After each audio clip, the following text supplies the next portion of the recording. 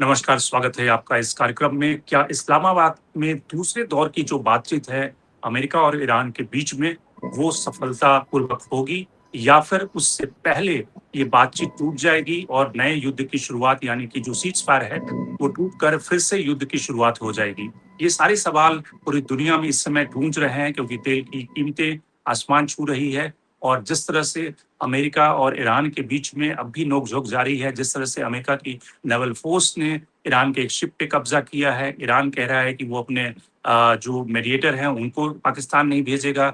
वहाँ ट्रंप ये कह रहे हैं कि जिस तरह से जेडी वेंस वार्ता के लिए इस्लामाबाद पहुंचने वाले हैं। इन सारे सवालों को हम समझने की कोशिश करते हैं आज के कार्यक्रम में। हमारे साथ 3 मेहमान जुड़ रहे हैं। अशोक सज्जनहार साहब जो सीनियर और फॉर्मर डिप्लोमैट रहे हैं स्वीडन जैसी कंट्री में। इसके अलावा वेस्ट एशिया के प्रोफेसर और एचओडी हमारे साथ जुड़े हैं। जजाति पटनायक साहब जेएनयू से हैं और संजय कुमार सीनियर जर्नलिस्ट दिल्ली से जुड़ रहे हैं। शुरुआत करते हैं अशोक जी आपसे।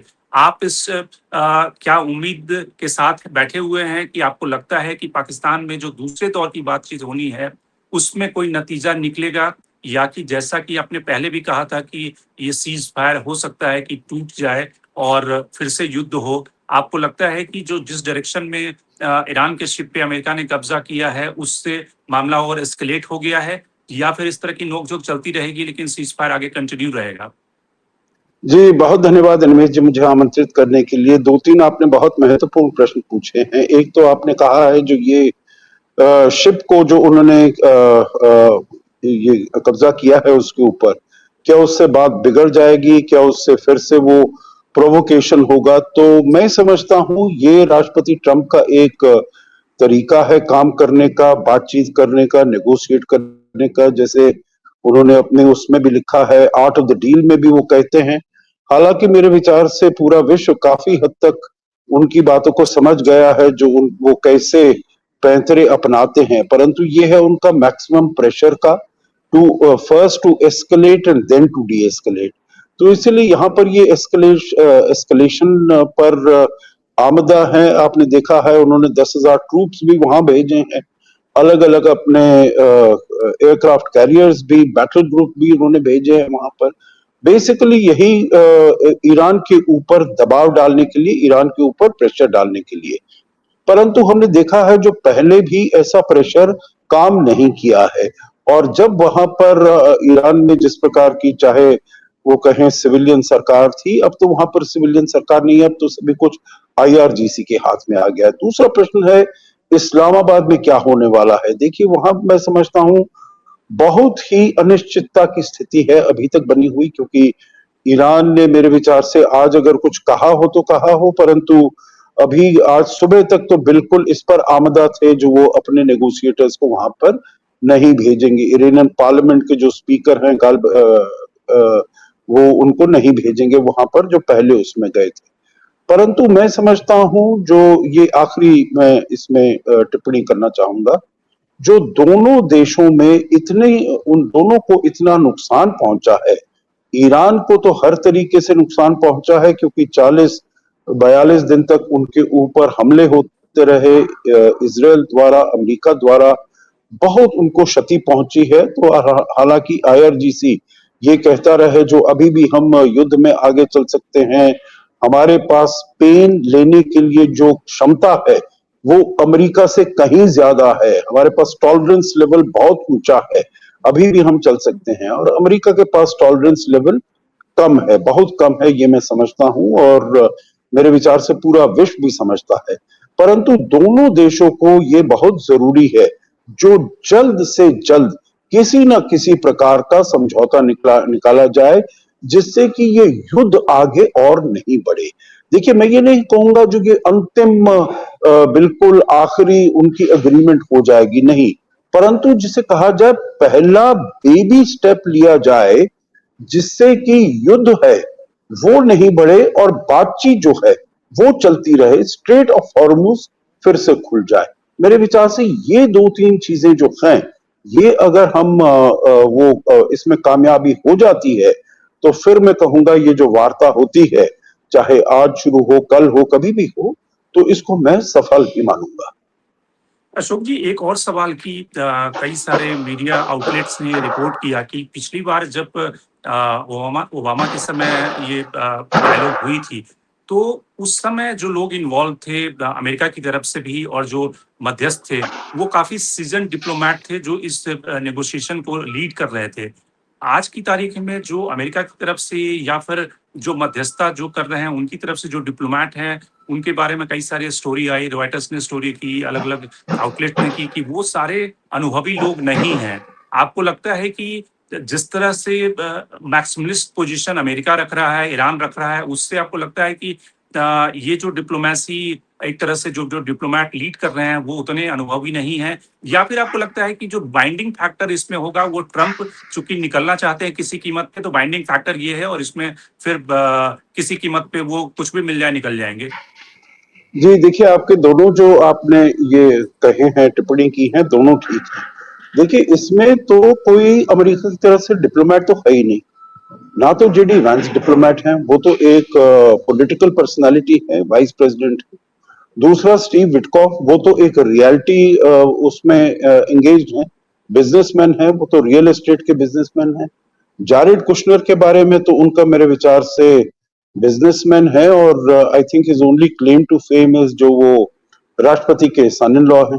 तो इसलिए डिप्लोमैट्स किसी तो जिनको इन चीजों के बारे में समझ हो, टेक्निकलिटीज के बारे में समझ हो, इनमें से कोई नहीं है। देखिए जब ओबामा के समय में ये हुआ था और बिल्कुल आपने ठीक कहा है, जो ये सब कमेंट्स यहाँ पर आए हैं, तब इसको अग्रीमेंट को पूरा करने के लिए 2 साल लग गए थे। ऐसा नहीं है जो कुछ घंटों में ये हो गई। परंतु अभी जो अमेरिका चाहता है, वो चाहता है किसी प्रकार का पॉलिटिकल अंडरस्टैंडिंग। वो टेक्निकल डिटेल्स में, टेक्निकल निटी ग्रिटी में नहीं जाना चाहता, नहीं पढ़ना चाहता। तो इसीलिए आपने देखा है ये जो उन्होंने 300 लोग ले गए थे पिछली बारी, मुझे नहीं मालूम इस बारी कितने लोग लेकर जाएंगे। परंतु इस हिसाब से जो ईरान की तरफ से लोग आए हैं, वो टेक्निकली ज्यादा सशक्त हैं और परिपक्व हैं। तो इसीलिए मेरे विचार से टेक्निकलिटीज में बात नहीं होगी, ब्रॉड पॉइंट्स पर बात होगी, जो हमें क्या किया जाए इसमें। पहले युद्ध को, सीज फायर को कैसे रोका जाए, युद्ध को हम आगे नहीं करने देना चाह सकते। स्ट्रेट ऑफ हॉर्मुज को कैसे खोला जाए, क्योंकि ये राष्ट्रपति ट्रंप के साख की बहुत बड़ा इम्तिहान है और वो टेक्निकल उस चीजों में नहीं पड़ेंगे। अगर टेक्निकल बातें जब होती है तो उसमें यकीनन टेक्निकल लोगों को, डिप्लोमैट्स को इन्वॉल्व उन्हें करना पड़ेगा, उसके बिना वो कर नहीं पाए। ठीक है। पटनायक साहब, आपको क्या लगता है कि जो जिस तरह से ट्रंप ने जेडी वेंस की क्रेडिबिलिटी को दांव पे लगाया, इससे पहले भी वो दांव पे लगा चुके हैं और जिसमें कि उनकी क्रेडिबिलिटी रिस्क पे आ भी गई है। जिस तरह से स्टेट ऑफ हॉर्मुज को लेकर तनातनी है, मुनीर ने फिर ट्रंप से बात की है कि स्टेट ऑफ हॉर्मुज जो है वो असली इशू है, उसको जब उस रोड ब्लॉक को जब तक नहीं खोला गया तब तक बातचीत में कोई प्रोग्रेस नहीं होगा। और जिस तरह से अमेरिका की नेवल फोर्स ने कब्जा किया ईरानियन शिप के ऊपर, आप किस डायरेक्शन में इस बातचीत को जाता हुआ देख रहे हैं या फिर लगता है कि कुछ निकलने वाला नहीं है? शंकर जी देखिए, बातचीत का जरिया में समस्या का हल होना चाहिए और हॉर्मुज स्ट्रेट खुलना चाहिए, लेकिन यहाँ एक परिस्थिति ऐसा है, ईरान बहुत ही पोजीशन जो इसका देखिए पोजीशन ऑफ स्ट्रेंथ से बात कर रहा है और इसका पोजीशन को क्या, what is the reason behind this rigidity. अब देखिए, पहले जो बात मैं बता रहा हूँ, एक्सेसिव डिमांड्स जो अमेरिकन एडमिनिस्ट्रेशन का है, ये one of the major reason है, क्योंकि आपका जो न्यूक्लियर डिसमेंटल करने के लिए बार बार यूनाइटेड स्टेट्स अमेरिका का ये डिमांड है, नातांज, फोर्दो और इस्पाहान में जो है वो इसको न्यूक्लियर एनरिचमेंट खत्म किया जाए, इसके बाद में जो 450 केजी न्यूक्लियर एनरिच मटेरियल्स को हैंडओवर किया जाए। लेकिन ईरान का सीधा बोलना है कि हमने we are signatory to NPT, तो हमारा हक है कि हमको न्यूक्लियर एनरिचमेंट करना है पीसफुल पर्पस के लिए, इलेक्ट्रिसिटी के लिए, तो हमारा हक को हम छोड़ेंगे नहीं। तो ये सबसे बहुत ही बड़ा ये कन्फ्लिक्ट और ये बहुत बड़ा चैलेंज है। सेकंड जो है, आप देखिए जो नावल ब्लॉकेट ऑनक्लॉज का जो नियम है 1982 United Nations law of sea convention जो है, ये स्टेट ऑफ हॉर्मुज जो इंटरनेशनल पैसेज हुए, इसमें सेफ पैसेज होना चाहिए, लेकिन उसको दोनों ब्लॉकेट किए हैं। तो ईरान का ये मानना है कि जब तक अमेरिकन गवर्नमेंट और अमेरिकन नावी वहां से विड्रॉ नहीं करेगा तो ईरान भी विड्रॉ नहीं करेगा, तो इसीलिए वो मामला वहां फंस गया है। तो इसलिए दोनों तरफ से ब्लॉकेड है। और इसके बाद में देखिए कंट्रोल ऑफ हॉर्मुज स्ट्रेट, क्योंकि ईरान का ये डिमांड है, पहले तो डिमांड करते $2 मिलियन जो पर शिप के लिए, लेकिन आजकल उनका जो जियोपॉलिटिकल कंट्रोल चाहते जो कि पॉसिबल नहीं है, क्योंकि हॉर्मुज स्ट्रेट जो है इंटरनेशनल पैसेज जो है, ये आर्टिफिशियल कैनल नहीं है, ये सुएज कैनाल नहीं है। सुएज कैनाल का बात अलग है, लेकिन ये स्टेट ऑफ हॉर्मुज जो है नेचुरल है, स्टेट ऑफ मलाका भी नेचुरल है। तो ऐसे होने में तो इंटरनेशनल शिपिंग लॉज जो है ऑनक्लॉज में चेंज हो जाएगा। तो इसलिए ये एक मुद्दा है। इसके बाद में देखिए पॉलिटिकल डिस्पेंसेशन, ईरान का जो पॉलिटिकल डिस्पेंसेशन है, जैसे अशोक साहब एग्जैक्टली बता रहे थे, ये कि इनका जो IRGC का कमांड में है, IRGC का जो मल्टीलेयर स्ट्रक्चर है, मैं आपको बता रहा था, जो रिलीजियस इंस्टीट्यूशंस भी इनके साथ है, विलायती फकीह हो गया, सुराय निगाहबंद हो गया, सुराय खबरगान हो गया, मसरत निजाम हो गया। इसके बाद में जो बसीज फोर्स है, इन लोग का कंट्रोल ऑल 31 प्रोविंसेस है। आप वहां उत्तर में जाइए मजंदरन प्रोविंस से, फिर आप नीचे आ जाइए साउदर्न ईस्ट तरफ जो है सिस्तान बलूचिस्तान देखिए, इस तरफ वेस्ट में कुर्दिस्तान हो गया, इसके बाद मिडिल में इस्फहान, कोम, ये सारे आप देख लीजिए प्रोविंसेस। उसमें आप कहीं ना कहीं देखिए ये जो IRGC का दबदबा है और IRGC का फुल कंट्रोल है। तो सवाल है क्या ईरान रेडी है अपना जो भी रिजिडिटी को कुछ पॉइंट तक, कुछ हद तक कॉम्प्रोमाइज करने के लिए, कि मैक्सिमलिस्ट पोजीशन जैसे एग्जैक्टली बता रहे थे हमारा कलीग, क्योंकि मैक्सिमलिस्ट पोजीशन दोनों तरफ से हो रहा है। कोई भी समस्या को हल करने के लिए, कोई भी मीडिएशन के लिए आपको एक मीडियम पाथ होना चाहिए, वो दिखाई नहीं जा रहा है। तो इसलिए मेरे ख्याल से अभी सीज पर जो कंटिन्यू तक कर रहा है, लेकिन कहीं नतीजा निकलना बहुत मुश्किल लग रहा है मुझे आज का दिन में। तो कहीं ना कहीं एक मीडियम पाथ बहुत जरूरी है। आप जैसे सिचुएशन अभी देख रहा है, मुझे नहीं लगता है कि इतना जल्दी कुछ होने वाला है। और एक चीज देखिए, ये जो मिडिल ईस्ट क्राइसिस है, ये बायोलेटरल नहीं है। आप सिर्फ बोलेंगे कि इसका जो कन्फ्लिक्ट है इट इज कन्फाइंड बिटवीन आपका यूनाइटेड अमेरिका ईरान, ये नहीं है, इसके साथ इजराइल भी है। ये ट्राइपार्टाइट होना चाहिए। वहां इजराइल का जंग चल रहा है कहाँ, आपका हिजबुल्ला के साथ। और हिजबुल्ला जो है स्टेट विद इन स्टेट है। ये लेबनान जो कॉन्स्टिट्यूशनल पॉलिटिकल सिस्टम है उनका एक पार्ट है। उनका इकोनॉमिक इंफ्रास्ट्रक्चर, सोशल इंफ्रास्ट्रक्चर में काफी पकड़ है, और वहां उनका कॉन्फ्लिक्ट चल रहा है 1982 से। इसके बाद में जो एक्सेस ऑफ रेजिस्टेंस है, आप हमास देखिए, हिजबुल्ला देखिए, कताइब हिजबुल्ला देखिए, होती है, ये एक चैलेंज है। अब ईरानियन रेजिम का जो स्टैंड है, particularly Islamic regime of Iran, उनका स्टैंड है कि आप जानते हैं कि destruction of the Zionist regime, they don't recognise with state. उनका भी एक फ्योर साइकोसिस है जो हॉलोकॉस्ट का, regarding the existence of the state of Israel. ये एक बहुत बड़ा कॉन्फ्लिक्ट है। क्या ईरान आज का दिन में रेडी है अपना स्टैंड चेंज करने के लिए जायनिस्ट स्टेट ऑफ इजराइल के लिए? क्या इजराइल रेडी है 2 स्टेट सोल्यूशन के लिए, West Bank and Gaza strip, Palestine के लिए? तो ये सारा जो चीज है आपको होलिस्टिकली देखना पड़ेगा, क्योंकि रिजोल्यूशन ऑफ कॉन्फ्लिक्ट अगर आप चाहेंगे ईरान और यूएस का बीच में, हो सकता है टेम्पोररी होगा, लेकिन अगर परमानेंट रिजोल्यूशन चाहते हो कॉन्फ्लिक्ट का, मेरे ख्याल से ये ट्राइपार्टाइट होना चाहिए between Israel, Iran and US. नहीं तो मिडिल ईस्ट में पीस आना बहुत ही डिफिकल्ट है। ये प्रोट्रैक्टेड कॉन्फ्लिक्ट रहेगा आगे। बिल्कुल।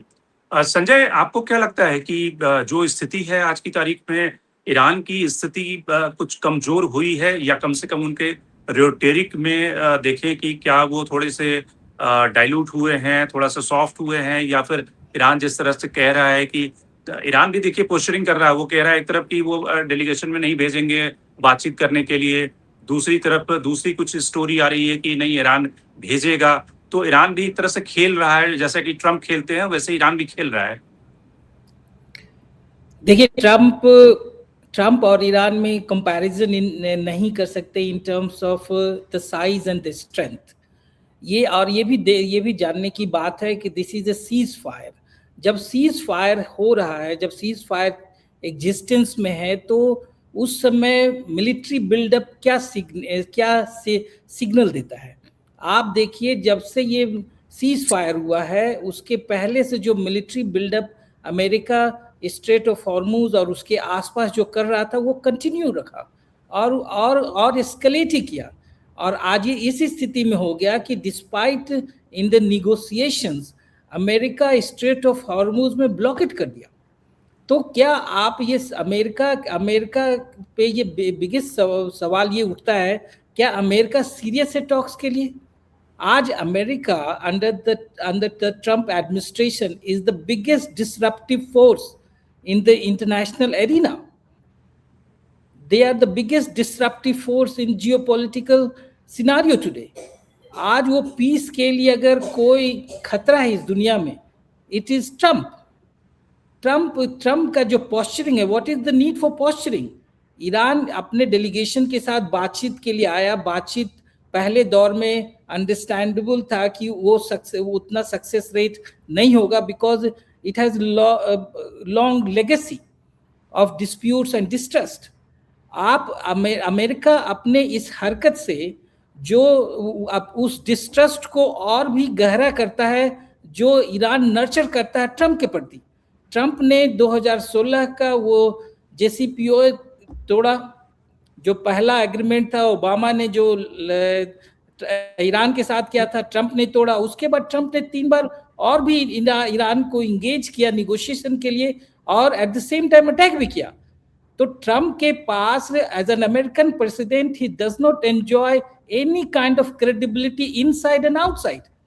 आप एक ऐसे इंसान के साथ बातचीत करने के लिए मजबूर हैं जो कोई क्रेडिबिलिटी जिसकी नहीं है। आज इंटरनेशनल रियलिटी ये है, अमेरिका की रियलिटी ये है, ये अमेरिका की नीचता है कि वो दुनिया को समझिए कि दुनिया के पीस के लिए खतरा बन गया है। आप अगर स्ट्रेट ऑफ हॉर्मूज को ब्लॉक करते हैं और ईरान भी जो उसका बैकयार्ड है अगर वो भी जिद पे अड़ जाता है, ब्लॉकेट कर देता है, तो इसमें अमेरिका के साथ साथ दुनिया के हर एक देश इन्वॉल्व हो जाएंगे। आप इसमें आज ऑलरेडी इंडिया विक्टिम है, इंडिया विक्टिम है, सो वुड बी अदर्स। आप रेड सी में अगर हौतीज आ गए, हौतीज ने अगर जीत पकड़ ली और वहां भी डिस्ट्रप्शन कर दिया तो और भी डिस्ट्रप्शंस होंगे इंटरनेशनल ट्रेड। तो हु इज रिस्पॉन्सिबल? क्या ईरान बोल रहा था, क्या ईरान बिल्डअप कर रहा था जब टॉक्स और सीज फायर के दरमियान? नहीं, ईरान ने तो डिक्लेयर कर दिया कि वो स्ट्रेट ऑफ हॉर्मूज को खोल रहा है आफ्टर लेबनान और इजराइल के बीच में एग्रीमेंट हो गया। What was the need from American side कि ये कहना कि हम ब्लॉकेट कर रहे हैं straight of Hormuz? That means कि आप डिसरप्टिव फोर्स हो, आप नहीं चाहते शांति हो, आप ये चाहते हैं कि जो वो हमेशा आप ईरान को ईरान के इकोनॉमिकल एग्जिस्टेंस को आप चैलेंज कर दें, कैसे वो कोई देश मानेगा? तो you are not playing a fair game. और ट्रम्प की क्रेडिबिलिटी ऑलरेडी इतनी खराब है कि जो वो इसके ये डिफिकल्ट है कि उस आदमी के साथ कोई भी देश डायरेक्टली एंगेज कर सकता है unless and until international community involve हो। आज कोई गारंटी नहीं है कि ईरान के लिए अगर ईरान के डेलीगेशन पाकिस्तान आने के लिए तैयार हो जाए और अमेरिका बॉम्बार्ड कर दे उसके डेलीगेशन को, फ्लाइट को उड़ा दे। Iranian has this kind of fear too. तो आप बताइए ऐसी स्थिति में हाउ कैन यू एक्सपेक्ट कि जो टॉक्स आगे बढ़े? America being a bigger power, more responsible as we suppose, they should have acted in a better way. नहीं कर रहा। ईरान विक्टिम है, ईरान एग्रेसर नहीं है। ईरान इतने दिन तक अगर वो झेल पाया अमेरिका के अटैक को, it's hats up to them कि despite 44 decades of sanctions and economic blockade, अगर वो खड़ा है आज दुनिया के सबसे बड़े ताकत के खिलाफ और वो झेल भी लिया, तो it's a victory for them, strategic victory for them. America के लिए it might be operational victory but it's a defeat, strategic defeat for America. और उस ह्यूमिलिएशन को ट्रम्प बर्दाश्त नहीं कर पा रहा है। It's a reality. अब Trump is a rogue force. America has become a rogue country. It's not a responsible country. जो country international international system, United Nations, international law और अदर एजेंसीज को बनाने में मदद किया और स्टेबलाइज करने में मदद किया सेकेंड वर्ल्ड वॉर के बाद, आज वही कंट्री सारे सिस्टम को तोड़ने पे लगा हुआ है. It's a sad day, and unfortunately, country like India is silent. It's silent, unfortunately. Of course, कम से कम यूरोप वगैरह एक एक्टिव है, कोशिश कर रहे हैं, but there is complete silence on the part of India. They are not issuing a simple a line of a statement कि जो Strait of Hormuz को खुला रखना चाहिए and appealing to both the parties. एक simple नहीं. India is a silent. India's silence shows that you are being you are being played upon, or at least you are supporting the war from other side. It's simple. India should have at least raised this voice, at least supported the peace process. कुछ नहीं. It's sad. The sentiment that I have is shared by millions of Indians today. You know, this is the problem. बिल्कुल. अशोक जी, जिस तरह से पाकिस्तान में जो बातचीत है और ये भी खबरें आई कि पाकिस्तान जो इस मीडिएटर और मध्यस्थ का जो रोल निभा रहा है, इसके एवज में एक्चुअल में जो पाकिस्तान की फाइनेंशियल क्राइसिस है वो अलग अलग देशों से लोन उठाकर एक दूसरे को रीपे कर रहा है इन्हीं बातचीत के दौरान में, तो वो अपनी डिप्लोमेटिक जो क्रेडिबिलिटी है उसको स्ट्रेंथन कर रहा है इस मध्यस्थता के रोल के जरिए, और इसमें इंडिया की जो पोजीशन है वो आप कहाँ देखते हैं? देखिए, दो तीन चीजें हैं इसमें. एक तो जो भी पाकिस्तान करता है उसको as an India Pakistan binary मेरे विचार से नहीं देखना चाहिए. देखिए, भारत और पाकिस्तान के बीच में जिसे कहा जाता है हाइफनेशन हुआ करता था पहले जो 50 साल थे 2000 तक, जब तक राष्ट्रपति बिल क्लिंटन यहाँ पर भारत आए थे मार्च 2000 में. भारत में वो 5 दिन के लिए रहे, 4-5 शहरों में गए, पाकिस्तान में जाते हुए एयरपोर्ट पर 2-3 घंटे ही रुके. तो देखिए, हाइफनेशन आप मतलब उस हिसाब से देखें, जो अगर पाकिस्तान कुछ कर रहा है तो भारत के ऊपर उसका ऐसा असर पड़ेगा, ऐसी बात नहीं. देखिए, पाकिस्तान जो कर रहा है अगर उससे उसको वो मिलता है जो कुछ सफलता मिलती है, जो वहां पर युद्ध रुकता है, स्ट्रेट ऑफ हॉर्मुज खुल जाता है, पूरे विश्व के लिए बेहतर है, भारत के लिए भी बेहतर है. तो मैं नहीं समझता हूं जो हमको इसको इस बाइनरी से देखना चाहिए. हाइफनेशन की तो बात ही नहीं है भारत और पाकिस्तान में, क्योंकि भारत पाकिस्तान से कहीं बड़ी ऊंची शक्ति है, आप उनकी तुलना कर ही नहीं सकते हैं. क्योंकि ये आपके प्रोग्राम का मेरे विचार से विषय नहीं है भारत और पाकिस्तान के बीच के संबंधों को ऐसा देखा जाए, तो इसीलिए मैं इस पर और ज्यादा नहीं कहूंगा. परंतु भारत की जो अर्थव्यवस्था थी, भारत की जो जीडीपी थी, करीब 10-15 साल पहले पाकिस्तान से 4 गुना थी, बड़ी थी. आज 11 गुना बड़ी हो गई है. हमारे में कितना स्थायित्व है, हमने कैसे जो भी चैलेंजेस आए हैं, चुनौतियां आई हैं, चाहे वो कोविड-19 का हो या रूस यूक्रेन युद्ध का हो, न केवल अपने लिए हमने बड़ी अच्छी तरीके से उनको संभाला है, परंतु अपने और सभी जो पड़ोसी देश हैं, चाहे वो श्रीलंका की सहायता हो, मालदीव्स की सहायता हो, अफगानिस्तान की सहायता हो, सबको हमने दी है. उनको फाइनेंशियल सपोर्ट दिया है जब उनके लिए दिक्कत थी. श्रीलंका का तो 2022 में उनको $4.5 बिलियन हमने उनको सहायता दी है, उनको एनर्जी दिया है, फूड दिया है, मेडिसिन दिया है. तो जो पाकिस्तान कर रहा है उसको वो फायदा हो रहा है, जो उसको पैसा मिल रहा है और देशों से. परंतु अगर वो कुछ ऐसा काम करने का प्रयास करता है भारत के विरुद्ध, तो भारत मेरे विचार से बिल्कुल सक्षम है अपनी रक्षा करने के लिए, अपने हितों को बिल्कुल वो ठीक करने के लिए. देखिए, दूसरा प्रश्न एक जो हमारे पहले वक्ता ने कहा, मैं उनसे थोड़ा इसमें सहमत नहीं हूं. भारत बिल्कुल भी इसमें वो नहीं है, चुप नहीं है, शांत नहीं है. भारत ने बहुत बारी कहा है, चाहे वो ब्रिटेन के जो फॉरेन सेक्रेटरी ने वहां पर एक मीटिंग की हो स्ट्रेट ऑफ हॉर्मुज पर, भारत ने बिल्कुल सधे शब्दों में कहा जो हमको फ्रीडम ऑफ नेविगेशन. देखिए, फ्रीडम ऑफ नेविगेशन हम पूरे विश्व में चाहते हैं, केवल स्ट्रेट ऑफ हॉर्मुज की ही बात नहीं है. हम यहाँ पर साउथ चाइना सी में जब बात करते हैं, क्वाड के उसमें बात करते हैं, फ्रीडम ऑफ नेविगेशन और यहाँ पर UNCLOS 82 UN convention on law of the sea 1982, उसके अंतर्गत जो भी ऐसी वहां पर रूल्स हैं, वहां पर पद्धति है, उसके अनुसार हम चाहते हैं। और हमने हर समय ये बोला है, हमको फ्रीडम ऑफ नेविगेशन की जरूरत है, इसको रोकना चाहिए। जब अमेरिका और इजराइल से हमला हुआ था तो हमने तब भी बहुत कंसर्न एक्सप्रेस किया और कहा जो ये किसी की भी संप्रभुता के विरुद्ध अगर काम होता है ये ठीक नहीं है। यूएन चार्टर को अगर वायलेट किया जाता है तो ऐसा नहीं करना चाहिए। भारत की सरकार सब उच्चतम स्तर पर, चाहे प्रधानमंत्री, विदेश मंत्री और हमारे जो मंत्री हैं, सभी से बात करते रहे हैं। ईरान के राष्ट्रपति से, ईरान के विदेश मंत्री से, इजराइल के प्रधानमंत्री से और सभी यूएई, सऊदी अरेबिया वगैरह सभी के साथ हम बात करते रहे हैं।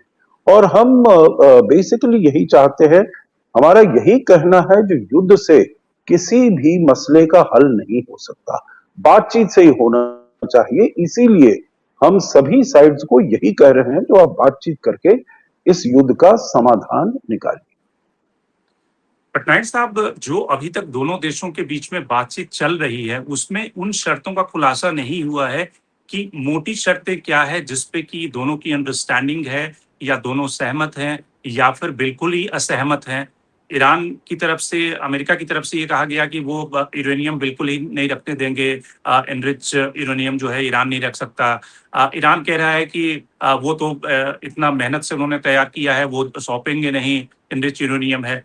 तो आखिर कौन सी ऐसी मोटी शर्तें हैं जिस पे कि आपको लगता है कि बातचीत चल रही है, या फिर जहां पे मिडिल ग्राउंड बन सकता है? स्टेट ऑफ हॉर्मुज एक हो सकता है कि जिसमें कि ईरान ने भी कहा कि वो स्टेट ऑफ हॉर्मुज खोलने के लिए तैयार है, बाद में उसने उस वादे से थोड़ा पीछे हट गया। तो आपको क्या लगता है कि स्टेट ऑफ हॉर्मुज वो सिंगल कंडीशन है कि जहां पे अमेरिका को सफलता मिल सकती है, या फिर स्टेट ऑफ हॉर्मुज अमेरिका के लिए उतना ही मुश्किल है क्योंकि ईरान की वही एक जिसको कहते हैं कि कैपेबिलिटी है कि वो स्टेट ऑफ हॉर्मुज को अगर बंद रखे तो अमेरिका को झुक जाएगा? देखिए, ईरान का जो स्ट्रेटेजी है, एसिमेट्रिक वारफेयर स्ट्रेटेजी है। तो इसीलिए ईरान ने हॉर्मुज स्ट्रेट को वेपनाइज किया है। ये बहुत क्लियर कट पॉइंट है, क्योंकि देखिए बात है कि control of Hormuz strait, Iran का डिमांड है कि control, geopolitical control of Hormuz strait. जैसे अशोक जी बता रहे थे, क्योंकि हमारा मैं भी बता रहा था कि जितने भी स्टेट्स है, साउथ चाइना हो गया, ताइवान स्टेट हो गया, मलाक्का स्टेट हो गया, स्टेट ऑफ जिब्राल्टर हो गया, ठीक है, फिर डार्डनल्स हो गया, बोस्फोरस स्टेट हो गया, तो काफी कई स्टेट्स है। तो इसीलिए अगर आप ऐसे इसको जियोपॉलिटिकली कंट्रोल करेंगे, मेरे ख्याल से इंटरनेशनल अनार्की होगा। अनक्लॉज इसको अलाउ नहीं करता है। रहस्यबल मिडिल पाथ अप्रोच, कहीं किसी दोनों देश को कुछ ना कुछ एक्चुअली समझौता करना पड़ेगा। क्योंकि देखिए हॉर्मुज स्ट्रेट जब बंद हुआ है, कितना हमारा इम्पैक्ट पड़ा है। आज का दिन में पूरा सप्लाई चेन टूट चुका है। आप देखिए south Korea, Japan, Singapore, India, आप देखिए लगभग 70 to 80% इनका ऑयल एंड गैस रिसोर्स वहीं से आयात होता है। और चीन का 90% ईरान का जो ऑयल गैस वहीं जाता है। कहाँ जाता है? आपका चाइना जाता है। तो अगर पेट्रोकेमिकल सप्लाई चेन, हमको सिर्फ पेट्रोकेमिकल सप्लाई चेन एंगल्स में नहीं देखना है जो हॉर्मुज स्ट्रेट का जो चैलेंज है। एक चीज है कि मैं बता रहा हूं उसमें, और एक चीज है कि आपका जो फर्टिलाइजर सप्लाई चेन, आज का दिन में भारत, आप देखिए 40% ऑफ पोटास पर्टिकुलरली कहाँ से, आपका वहां से जो गल्फ कंट्री से आयात करता है, पर्टिकुलरली ओमान हो गया, सऊदी अरब हो गया, कतार हो गया। तो इसीलिए आप देखिए एग्रीकल्चरल सप्लाई चेन का क्या हालत होगा। इसके बाद देखिए हीलियम, बहुत कम लोग को भी इसमें मालूम है कि हीलियम तो 35% आयात होता है गल्फ कंट्री से। अगर हीलियम सप्लाई चेन टूटता है, आप देखिए जो चिप और जो सेमीकंडक्टर सप्लाई चेन वो डिसरप्ट होगा। इसके बाद इलेक्ट्रॉनिक सप्लाई चेन आज का डोमिनेंट है चाइना, सिंगापुर, आपका हांगकांग वगैरह, वो इलेक्ट्रॉनिक सप्लाई चेन भी अफेक्ट होगा। इसके बाद जो डिफेंसिव एंड ऑफेंसिव मिसाइल्स बनता है, रैडर्स, ये सारे जो सप्लाई चेन से डिफेंस सप्लाई चेन, ये डिपेंड करते हैं हीलियम के ऊपर। अब देखिए ये भी अभी क्राइसिस में है। इसके बाद में और एक मिथानॉल है। वो भी आता है गल्फ से, वो भी 25 to 30% आता है। पूरा एंटायर प्लास्टिक इंडस्ट्री जो आपका जितना पैकेजिंग इंडस्ट्री उसी के ऊपर डिपेंड करता है। तो मेरे ख्याल से हॉर्मुज स्ट्रेट आप सिर्फ ऑयल और गैस से नहीं देखना है, इसको होलिस्टिकली देखना है, जिसमें आपको देखिए एग्रीकल्चर भी है, फिर फार्मास्यूटिकल भी देखिए। फार्मास्यूटिकल सप्लाई चेन में 10% लाइफ सेविंग ड्रग्स में बता रहा हूँ। तो आप कह रहे हैं कि स्टेट ऑफ हॉर्मुज है कि वो एक तरह से वार्ता की या टॉक्स की मुख्य शर्त है, न कि यूरेनियम है। नहीं, मेरे ख्याल से हॉर्मुज मुख्य होना चाहिए, यूरेनियम से इतना मतलब नहीं, ये दोनों का बीच में बात है। ग्लोबल कम्युनिटी के लिए हॉर्मुज स्ट्रेट खोलना जरूरी है। अगर नहीं खुलता है ये ग्लोबल इकोनॉमिक क्राइसिस होने वाला है। आप देखिए GDP of many Asian countries at the present moment are declining. आप टेक द रिकॉर्ड, ये डिक्लाइन हो रहे हैं आज के दिन में। मैं एग्जैक्टली आपको बता रहा था, जो लाइफ सेविंग मेडिसिन से अब आम्लोनिफाइन ये होता है ब्लड प्रेशर के लिए, वो कुछ परसेंटेज होता है पेट्रोकेमिकल प्रोडक्ट्स उसमें। आपका मेटफॉर्मिन वो डायबिटिक्स मेडिसिन होता है, उसका जो 10% आता है जो पेट्रोकेमिकल प्रोडक्ट्स होता है। आपका जो एंटीबायोटिक्स सिप्रोफ्लोक्सासिन, ऑफ्लोक्सासिन, ये सारे जो है कुछ हद तक उनका डिपेंड करता है पेट्रोकेमिकल प्रोडक्ट्स। विटामिन भी, इसके बाद पैरासिटामोल्स। तो आपका जो entire pharmaceutical chains life saving drugs 10% उसके ऊपर डिपेंड करता है। ये तो बात है कि चाइना से सारे कंट्रीज लेते हैं जो एपीआई, बट आप अगर इसको विस्तार से देखेंगे, जो life line agricultural supply chain, pharmaceutical supply chain, आपका डिफेंस सिक्योरिटी के लिए, और इलेक्ट्रॉनिक्स इंक्लूडिंग बोथ आपका ये स्मार्टफोन इंडस्ट्री, लैपटॉप इंडस्ट्री, ये सारे डिपेंड करते हैं। तो उस सप्लाई चेन टूटने का बहुत ही बड़ा चैलेंज है। सप्लाई चेन में बार बार बता रहा हूँ, टूटने में इकोनॉमिक क्राइसिस होने वाला है, इकोनॉमिक क्राइसिस होने में ग्लोबल रिसेशन होने वाला है। ये डोमिनो इफेक्ट, अगर इसमें रिसेशन होता है, आप देखिए आज का दिन में एशिया का जो कंट्रीब्यूशन है to the global GDP more than 50%, America का नहीं है कि ना यूरोप का नहीं है, तो कहीं ना कहीं एशियन कंट्रीज का पोजीशंस मतलब बहुत ही डाउटफुल हो जाएगा। अमेरिका तो चैलेंज होगा ही, क्योंकि आज का दिन में देखिए देयर इज ए डिबेट कि डी डॉलराइजेशन। आज का दिन में देखिए चीन जो है ईरान से जो तेल और गैस आयात करता है युआन में करता है। ग्रेजुअली गल्फ कंट्रीज भी युआन में शुरू कर दिया है। ये जो $2 मिलियन देते हैं ना पर डे, वो निगोशिएशन भी होता है, तो उसमें युआन में होता है। आप जानते हैं आज का दिन में 2001 में जो ग्लोबल कंट्रीब्यूशन था, ग्लोबल रिजर्व्स $70% था, $70। आज का दिन में 56%। तो मुझे तो लगता है is the beginning of the end of the American hegemony. इसीलिए ट्रम्प काफी मतलब दबदबा में है, is very much worried in that situation. बिल्कुल। तो कुल मिलाकर जो बड़ी बात है कि क्या जिस तरह से इस्लामाबाद में दूसरे राउंड की बातचीत होनी है, उसमें कोई समाधान निकलेगा, सीज फायर कंटिन्यू रहेगा, या फिर ये बातचीत टूट कर फिर से युद्ध की शुरुआत हो जाएगी? क्योंकि जिस तरह से पोस्टरिंग हो रही है ईरान की तरफ से या अमेरिका की तरफ से, वो निश्चित रूप से एक अपने जो डिप्लोमेटिक जो कंस्टिट्यूएंसी है उसके अलावा जो अपने देश की कंस्टिट्यूएंसी है उसको भी एड्रेस करने के लिए है। लेकिन बड़ा सवाल ये है कि इस सीज फायर और इस टॉक से क्या विश्व शांति का समाधान निकलेगा? तो आज के कार्यक्रम में इतना ही। अशोक सजनार साहब आपका बहुत बहुत धन्यवाद। संजय आप जुड़े, आपका भी बहुत बहुत धन्यवाद। और जजाति पटनायक साहब आपका भी बहुत बहुत धन्यवाद जुड़ने के लिए। देश दुनिया की बाकी खबरों के लिए आप बने रहिए टेलीविजन के साथ।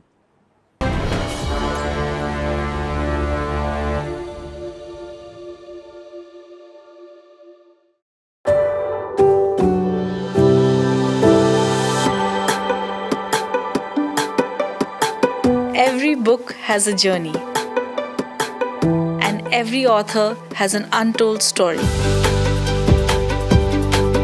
Behind every powerful book lies curiosity, courage, and countless conversations. Discover them all on Books and Banter, a Dialogus Digital original series.